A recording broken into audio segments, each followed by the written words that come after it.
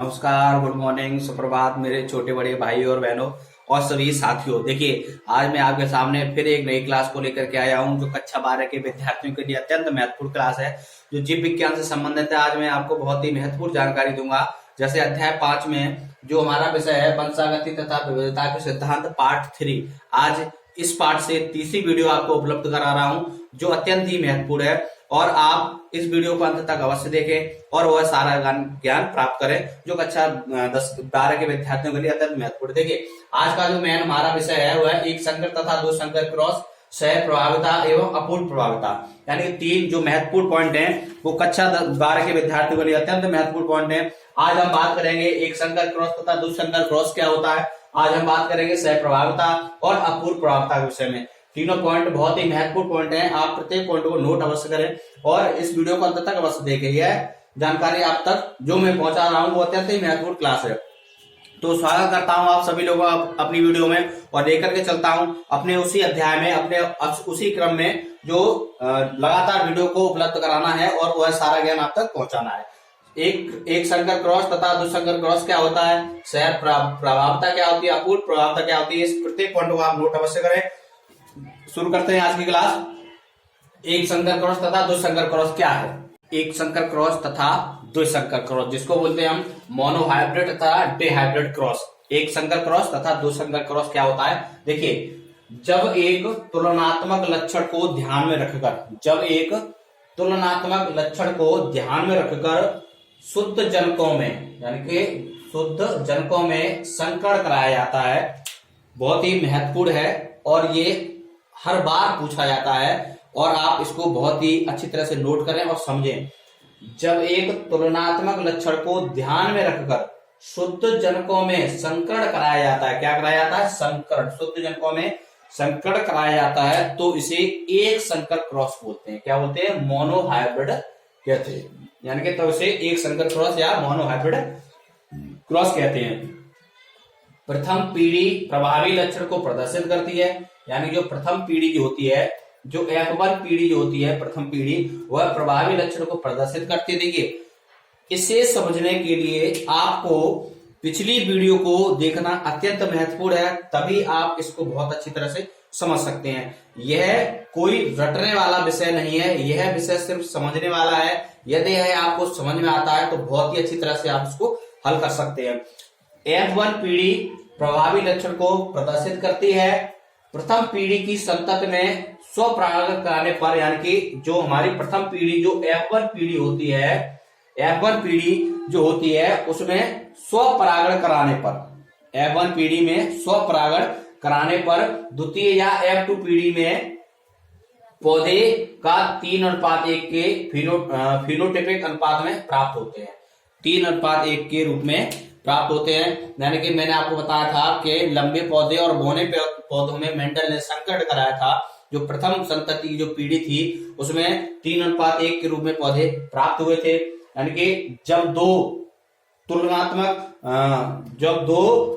लक्षणों को ध्यान में रखकर शुद्ध जनकों का हम संकरण कराते हैं तो हम एक संकर क्रॉस बोलते हैं। प्रथम पीढ़ी प्रभावी लक्षण को प्रदर्शित करती है और प्रथम पीढ़ी की संतति में स्वपरागण कराने पर द्वितीय या F2 पीढ़ी में पौधे जो है 3:1 के फिनोटाइपिक अनुपात में हमें प्राप्त होते हैं। देखिए, जब दो तुलनात्मक लक्षणों को ध्यान में रखकर, देखिए इसको भी देखिए बहुत अच्छी तरह से, जब दो तुलनात्मक लक्षणों को ध्यान में रखकर शुद्ध जनकों से संकरण कराया जाता है तो इसे द्विसंकर क्रॉस कहते हैं। क्या बोलते हैं, द्विसंकर क्रॉस या डिहाइब्रिड क्रॉस, यानी क्या बोलते हैं, द्विसंकर क्रॉस या डिहाइब्रिड क्रॉस बोलते हैं। जब दो तुलनात्मक लक्षणों को ध्यान में रखकर शुद्ध जनकों से संकरण कराया जाता है तो इसे द्विसंकर संकरण या डिहाइब्रिड क्रॉस कहते हैं। यानी कि F1 पीढ़ी के पौधे, यानी F1 पीढ़ी के पौधे प्रभावी लक्षणों को प्रदर्शित करते हैं। F1 पीढ़ी के जो पौधे होते हैं वो प्रभावी लक्षणों को प्रदर्शित करते हैं। जो जिस जनक के लक्षण प्रदर्शित होते हैं उसे बोलते हैं प्रभाविता। क्या बोलते हैं, प्रभाविता। यानी दो में शुद्ध जनकों में संकरण कराया जाता है और जिस जनक के लक्षण उसकी संतति में दिखाई दें या प्रभावित हो तो उसे एक प्रभावी लक्षण कहलाता है और एक अप्रभावित। जिसके लक्षण दिखाई ना दे वह अप्रभावी हो जाता है और जिसके लक्षण दिखाई दे वह प्रभावी हो जाता है। यह मैंने आपको पिछली वीडियो बताया था प्रभाविता और अप्रभाविता के विषय में, ये आपको पिछली वीडियो अवश्य देखनी चाहिए।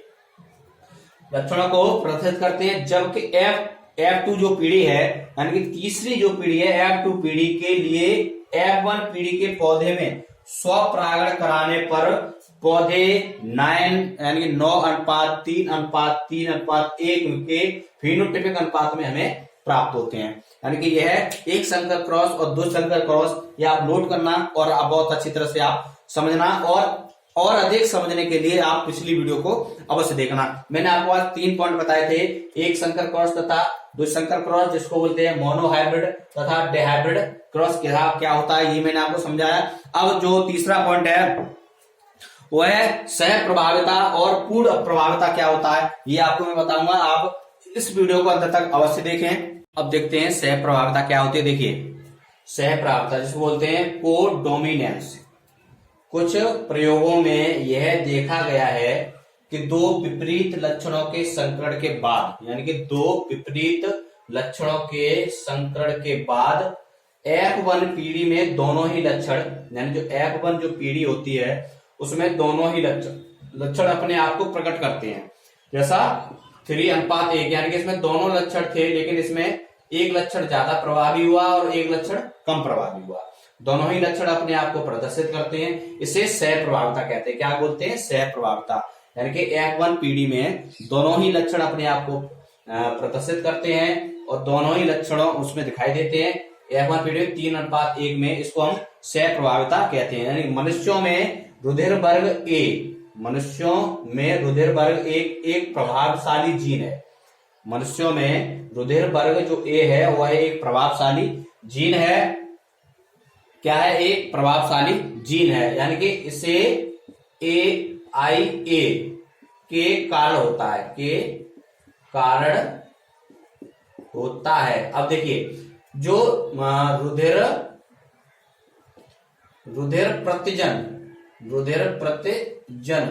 जीन के लिए 3 प्रारूपों का, यानी कि जो 3 प्रारूप है 3 प्रारूपों का प्रयोग करते हैं। जैसे एक तो IA होता है, दूसरा IB होता है और तीसरा IO होता है। यानी कि 3 प्रारूप हैं। ये 3 प्रारूप का इसमें प्रयोग किया जाता है। जैसे मनुष्य में रुधिर वर्ग A एक प्रभावशाली जीन है, इसे यह जो IA के कारण होता है। यह किसके कारण होता है? यह जो A प्रभावशाली वो किसके कारण होता है? I के कारण होता है। यह RBC की प्लाज्मा झिल्ली पर शर्करा बहुलक यानी कि प्रतिजन, RBC की प्लाज्मा झिल्ली पर शर्करा बहुलक यानी प्रतिजन के निर्माण के लिए उत्तरदायी होता है। किसके लिए उत्तरदायी होता है?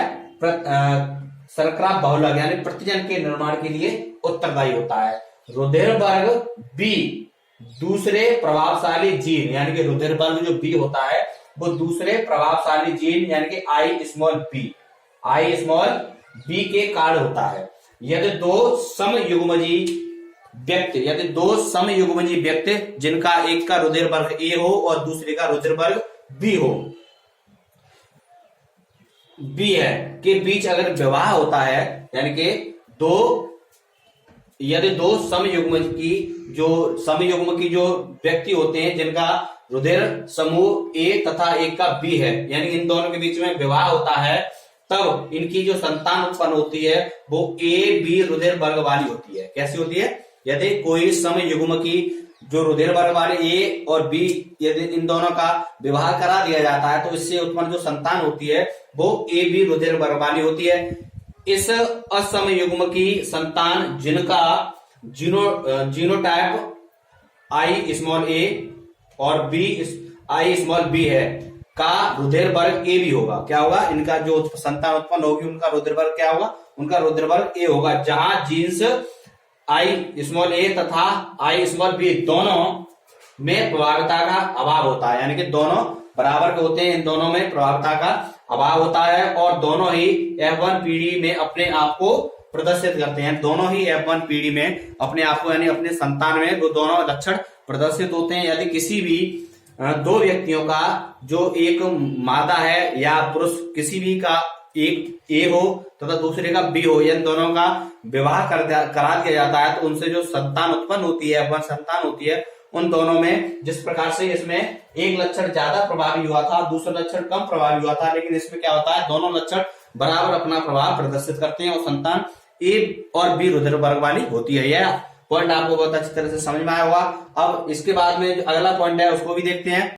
देखिए अपूर्ण प्रभाविता, यानी अपूर्ण प्रभाविता क्या होती है इसको भी देखते हैं।